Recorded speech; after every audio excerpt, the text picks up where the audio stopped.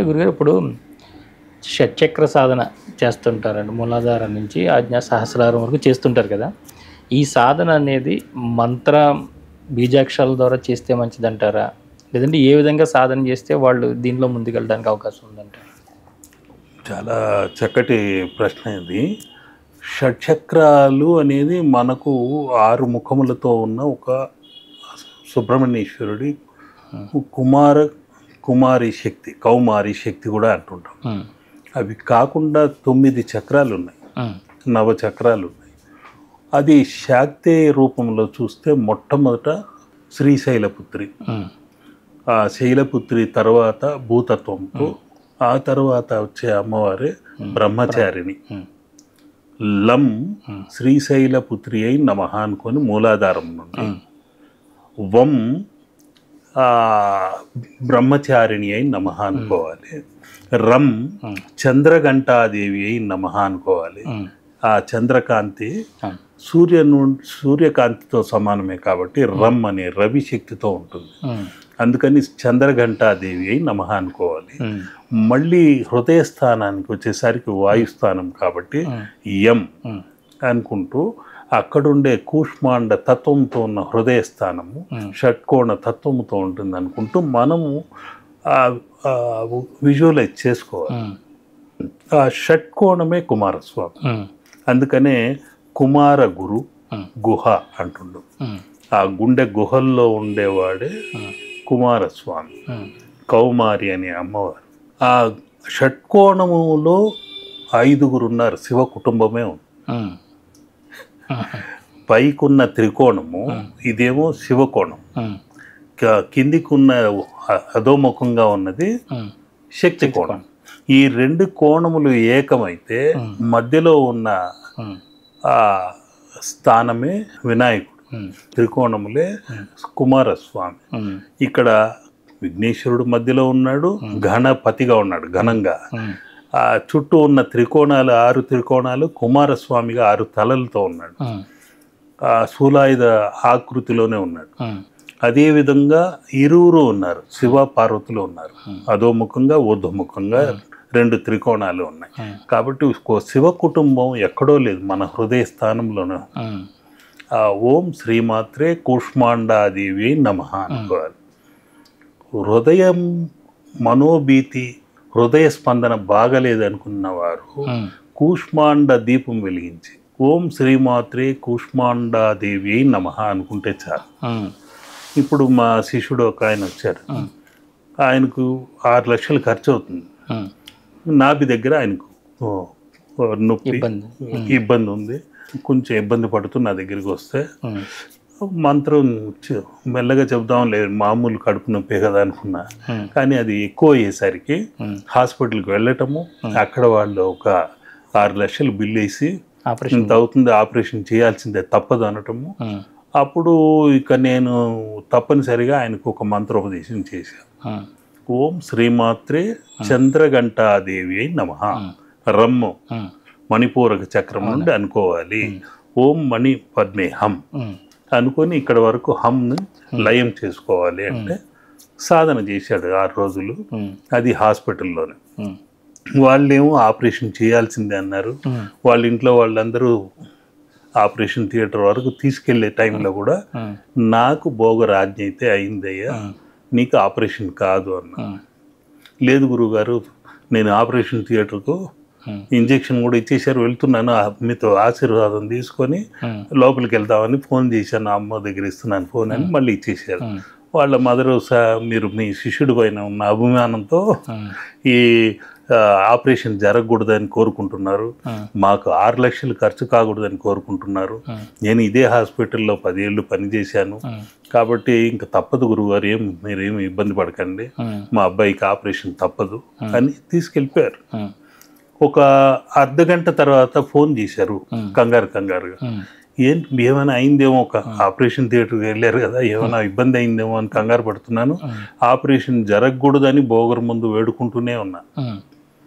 నిజంగానే అక్కడున్న హాస్పిటల్లో ఎండి రావటము, వచ్చిన వెంటనే ఏమమ్మా ఇక్కడ ఉన్నారని అడగటం వాళ్ళ మదర్ని, ఆ ఫైల్ ఆమె ఇచ్చి మా అబ్బాయికి ఆపరేషన్ అండి థియేటర్లోకి ఇప్పుడే తీసుకెళ్లారు, వెంటనే బయటికి రప్పించండి అని చెప్పి ఆ ఫైల్ క్లోజ్ చేసి ఆపరేషన్ అవసరం లేదు అదే హీల్ అయిపోతుంది అని చెప్పడంతో వీళ్ళు షాక్ అయ్యారు.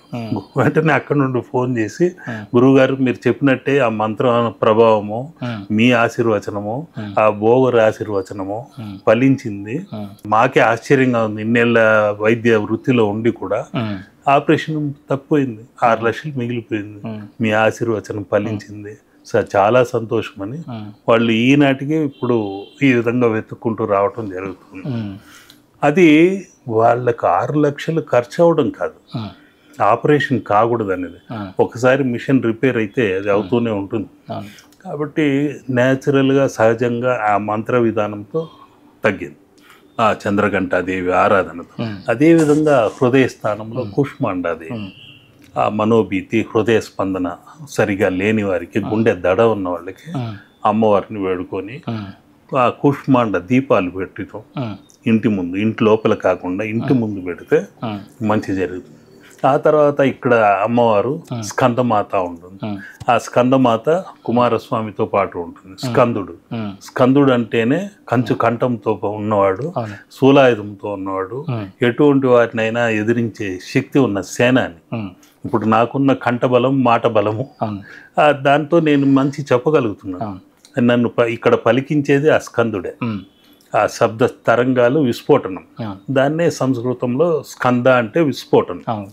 అటువంటి విస్ఫోటనం నుండి అక్కడికి ఆజ్ఞాచక్రానికి వెళ్ళి అక్కడున్న అమ్మవారిని కాత్యాయని దేవి అయి నమః, నేత్ర రోగాలు ఉండకూడదు, మసకలు ఉండకూడదు, మంచిగా చూడాలి, మంచినే చూసి దర్శించుకోవాలి అని వేడుకుంటూ అక్కడి నుండి మళ్ళీ ఇక్కడికి మన బ్రహ్మరంధ్రంకి వెళ్ళిపోయి సహస్రారంలో ఒక రంధ్రం ఉన్న చోట కాలరాత్రి అమ్మవారు ఉంది, అదే కృష్ణబిలము, అదే గెలాక్టిక్ సెంటర్ మధ్య ఉన్నది, అదే బ్లాక్ హోల్. ఇవన్నిటికీ స్టార్ గేట్ ఇక్కడ నుండే ఉంది పైకి. అక్కడి నుండి మహాగౌరి దర్శనం చేసుకోవాలి. ఆ మహాగౌరి ఆశీర్వచనం తీసుకొని మనకు ఆకర్ణ ఉన్న అమ్మవారే సిద్ధిదాత్రి. ఓం శ్రీమాత్రే సిద్ధిదాత్రి, అన్ని సిద్ధించాలి అని కోరుకుంటే మాత్రము నా అనుభవంలో తప్పకుండా అన్ని సిద్ధిస్తారు. ఈ చక్ర ఆరాధన శాక్తేయ రూపంలో చేసుకోగలిగితే తప్పకుండా వారికి అన్నీ అనుకూలిస్తాయి. షట్చక్రాలే కాదు, 9 చక్రాలు ఉన్నాయి. అట్లా ఆ పరమాత్మ జీవాత్మతో సహా మనము కనెక్ట్ అవ్వటం జరుగుతుంది. ఇవన్నీ ఒక్కొక్కటి సాధనలోనే అవన్నీ ముద్రలతో బయటపడతాయి. ఇప్పుడు లమ్ అన్నప్పుడు భూతత్వమైన ముద్ర ఇలా చేసుకోవాలి, వమ్ అన్నప్పుడు జలతత్వమైన ముద్రతో చేసుకోవాలి, రమ్ అన్నప్పుడు మళ్ళీ ఉంగరపు వేలుతో ఇలా కలిపి ఆ సూర్యనారాయణను అనుకోవాలి. రం రవ్యే నమః, వం వరుణాయ నమః, లం లంబోదరాయ నమః. ఇలా ఒక్కొక్క పంచభూత తత్వానికి కనెక్ట్ అవ్వాలి.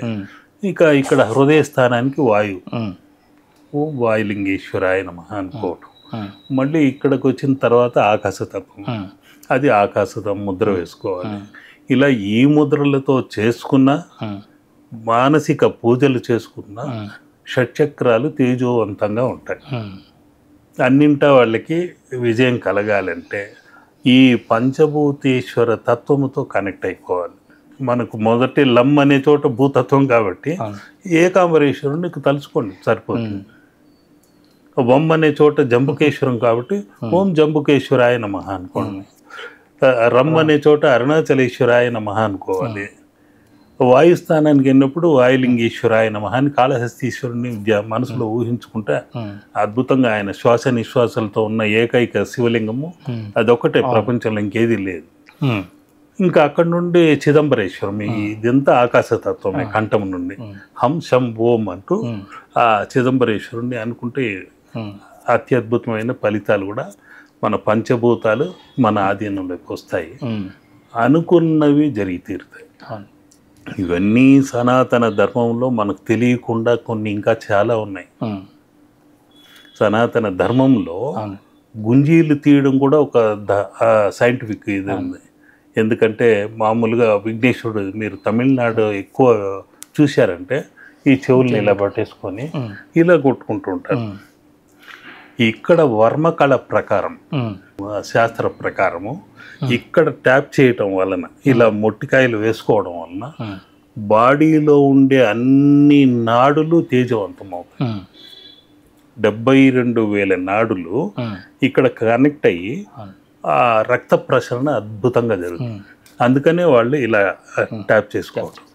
మళ్ళీ గుంజీలు ఇలా లాగినప్పుడు ఇటు అటు ఆ కూర్చొని లేచేసరికి మంచి శక్తి ఉత్పాదన జరుగుతుంది, అనుకూల శక్తి వీళ్ళకి కలుగుతుంది.